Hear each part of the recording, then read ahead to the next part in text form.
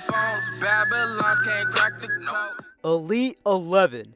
If you make it as an Elite 11 finalist, you're recognized as some of the top quarterbacks in the nation in your class.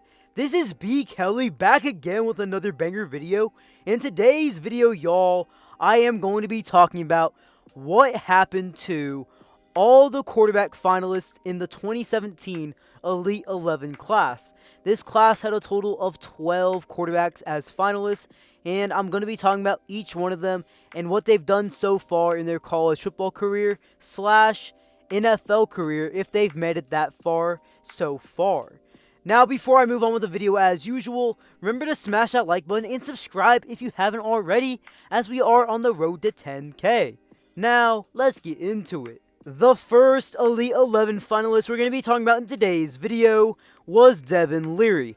Now, according to the 24/7 Sports composite rankings from the 2018 recruiting class, he ranked as the 372nd best recruit in that class, a 4-star recruit, and the 16th best pro-style quarterback. He would end up committing to North Carolina State. He would redshirt his first season at NC State, but in 2019, as a redshirt freshman, he came in as the starting quarterback, and he was their primary starting quarterback, despite having some on and off moments and not exactly being the best quarterback that he could be, as he completed 48% of his passes, threw for 1,200 yards, 8 touchdowns, and 5 interceptions.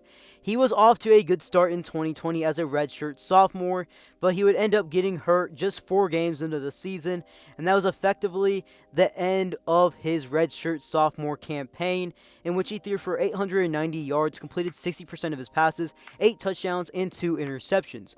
Currently, right now, he is the starting quarterback for the Wolfpack in 2021, and he's having a good start to the season as he's completed 67% of his passes, has thrown for 1,283 yards, 12 touchdowns, and only 2 interceptions. Next up, we have Cammon Cooper, and in this class, he ranked as the 363rd best player in the class, the 15th ranked pro-style quarterback, and a 4-star recruit. He would end up going to Washington State.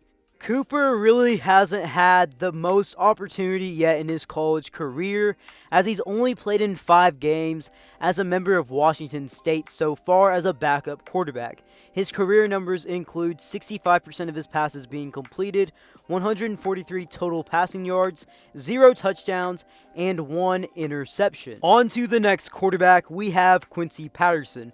Now, in the 2018 recruiting class, Quincy Patterson ranked as a 4-star recruit, the 275th best player nationally, and the number 13 dual-threat quarterback in the nation. He would end up committing to Virginia Tech. Quincy would spend a few seasons at Virginia Tech where he was primarily a backup quarterback that was used in certain packages, as in his career he had 74 rushing attempts for 333 yards, averaging 4.5 yards per carry and 3 touchdowns, while in the passing side of things, he completed 42% of his passes, threw for 359 yards, 4 touchdowns, and 1 interception. He would ultimately transfer out of Virginia Tech after being there for a total of 3 seasons, and he would end up transferring to North Dakota State. Quincy Patterson is the current starting quarterback for North Dakota State, and so far as a starting quarterback there, he is undefeated 4-0 as of the recording of this video. Through the air so far this season, he has completed 62% of his passes, has thrown for 430 yards and 3 touchdowns. On the ground, he has been efficient as well, as he has rushed for a total of 206 yards, averaging 5 yards per carry, and 3 total touchdowns on the ground. Next up, we have Jack Tuttle. Now, Jack Tuttle in the 2018 recruiting class ranked as a 4-star recruit, the number 167th best player in the nation, and the 8th best pro-style quarterback. He would end up committing to Utah. He would end up being at Utah for 1 redshirt season, then transferring to Indiana. He has been in Indiana from 2019 to present day, and he's been the backup primarily the entire time, except in 2020 when he became the starting quarterback for 2 games, while Michael Penix was away because of injury. So far in his college football career, he has completed 57% of his passes, has thrown for 564 yards, 3 touchdowns, and 2 interceptions. Next up is Shough. Now, Shough in this class would rank as a 4-star recruit, the 140th best player in the nation, and the 7th best pro-style quarterback. He would originally end up committing to Oregon. He would end up redshirting his true freshman season at Oregon in 2018, and in 2019, he was Justin Herbert's backup, but in 2020, he won the starting job and even led Oregon to a Pac-12 championship appearance and a New Year's Six Bowl appearance in which they lost to Iowa State. In 7 games played in 2020, he completed 63% of his passes, threw for 1,559 yards, 13 touchdowns, and 6 interceptions, while also rushing for 2 touchdowns on the ground. It seemed like Oregon was going to go with another quarterback in 2021, so he would enter the transfer portal and transfer to Texas Tech. He came into the 2021 season as the Red Raiders starter, but he is currently injured right now as he suffered an injury against Texas. So far in this season, he has completed 70% of his passes, thrown for 872 yards, 6 touchdowns, and 3 interceptions in 4 games played. Now, on to Jarren Williams. Jarren Williams in this Elite 11 class, ranked as the 77th best player in the nation, the number 5 pro-style quarterback, and a 4-star recruit. He would end up going to Miami. He would end up redshirting his freshman season after playing 1 game, and when 2019 came, he was competing for the starting job, and he won it for his redshirt freshman year. Now, if you look at his stats for that season, they're decent, but there's more to it. In this season, he completed 61% of his passes while playing in 12 games, throwing 19 touchdowns and 7 interceptions. There's some to work on, but he has potential. Well, Miami went 6-7, and their scoring offense was 90th in the nation, and Jarren Williams apparently had maturity issues according to the Miami coaches. He would end up transferring after this season after they got D'Eriq King, and he would end up transferring to Garden City Community College, which is a JUCO. After 1 year at Garden City, he would end up transferring to South Florida, where he's yet to play a game in 2021. Up next, we have Matt Corral, in which in this class, he was a 4-star recruit, the 63rd best player in the nation, and the number 4 pro-style quarterback. He would end up going to Ole Miss. In 2018, as a true freshman, he would redshirt playing in 4 games. Then in 2019, as a redshirt freshman, he would play in 10 games, making starts in 4 of them, where he completed 59% of his passes, threw for 1,362 yards, 6 touchdowns, and 3 interceptions, while also having a rushing touchdown on the ground. In 2020, he was the full-time starter, and he showed a lot of potential. Even though he did have some turnover flaws, he still completed 71% of his passes, threw for 3,337 yards, 29 touchdowns, and 14 interceptions, while also rushing for 4 touchdowns on the ground. If he cut down on the interceptions, he's no doubt going to be one of the top quarterbacks in the nation. So far in 2021, he is a top quarterback this season and seen as someone that might even win the Heisman. In 4 games so far, he has completed 70% of his passes, thrown for 1,210 yards, 10 touchdowns, and 0 interceptions, while also having a total of 6 rushing touchdowns on the ground. Coming up next, we have Tanner McKee, who ranked as a 4-star recruit, the 46th best player in the nation, and the number 3 pro-style quarterback. He would end up going to Stanford. McKee would not go to Stanford immediately, as he would end up going on a mission trip, then going to Stanford. His first season at Stanford was in 2020 as a freshman, where he played in 1 game as a backup.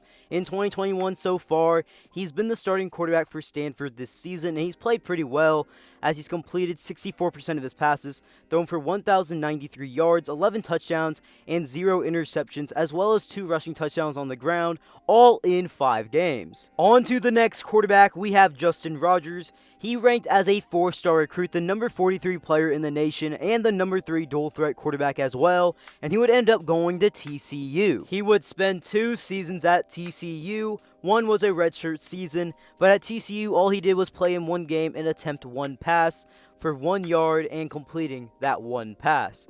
He would end up transferring to UNLV. He is currently in his 2nd season at UNLV, where he's primarily been the backup in both seasons. He's played in 5 games in his career at UNLV.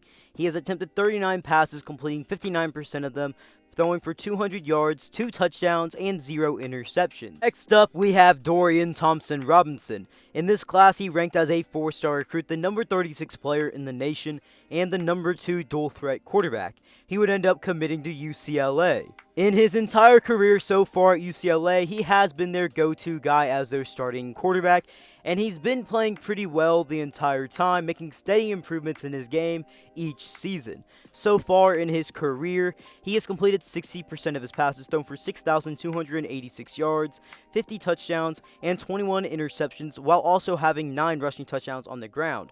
Currently in 2021, he's played in 5 games, in which he has completed 59% of his passes, thrown for 1,154 yards, 10 touchdowns, and 1 interception and 2 rushing touchdowns. On to the next quarterback. He is the highest rated player in this Elite 11 class, and that is none other than Trevor Lawrence. In this class, he ranked as a 5-star recruit and the number 1 player in the nation. He would end up going to Clemson. Trevor Lawrence would be at Clemson for a total of 3 seasons, in which he had a very good career in which he completed 67% of his passes, threw for 10,098 yards, 90 touchdowns, and 17 interceptions, while having a career rushing yards of 943 yards and 18 total touchdowns on the ground. He would win a national championship as a true freshman. He would be a runner-up in 2019 as a sophomore, and he lost in the playoff semifinal to Ohio State in 2020. He also finished second in Heisman voting in 2020 as well. He would forgo his final year of eligibility at Clemson and declare his name for the 2021 NFL Draft, where he was taken with the number 1 overall pick by Jacksonville. To start off his rookie campaign for the 2021 NFL season, he is having his fair share of rookie struggles, as he's played in 4 games so far being the starting quarterback. He is currently 0-4. He's completed 57% of his passes, has thrown for 873 yards, 5 touchdowns, and 7 interceptions. The final quarterback I'm going to be talking about from this Elite 11 class is the Elite 11 MVP in Justin Fields. In this class, Justin Fields was a 5-star recruit and the number 2 player in the nation behind Trevor Lawrence, and he would end up going to Georgia. He was only at Georgia for 1 season where he was the backup quarterback to Jake Fromm, but he still played in 12 games where he completed 69% of his passes, threw for 328 yards and 4 touchdowns, while also rushing for 4 touchdowns on the ground. But he didn't want to wait too much longer to be a starting quarterback, so he decided to enter the transfer portal and transfer to Ohio State. He would be at Ohio State for a total of 2 seasons as their starting quarterback, and he was very good and efficient as their quarterback, as he completed 68% of his passes, threw for 5,373 yards, 63 touchdowns, and 9 interceptions, and a total of 15 rushing touchdowns on the ground in his career as a Buckeye. Not only that, but he finished 3rd in Heisman voting in 2019, and he led them to the national championship game in which they lost to Alabama in 2020 and led them to a playoff semifinal appearance in 2019. He would declare his name for the 2021 NFL Draft, where he was taken in the first round, 11th overall pick by the Chicago Bears. Fields would start his rookie campaign as the backup quarterback for the Bears. He has played in 4 games so far in his rookie season, and he has started in 2 of them, being 1-1 as a quarterback. He has completed 48% of his passes, thrown for 347 yards, 0 touchdown passes thrown, and 2 interceptions. However, on the ground, Justin Fields does have 1 rushing touchdown to his name. He was recently named as the Bears starting quarterback for the rest of the season. If you guys have made it this far, remember to smash that like button, turn on them post notifications, and subscribe for more videos. B. Kelly, out.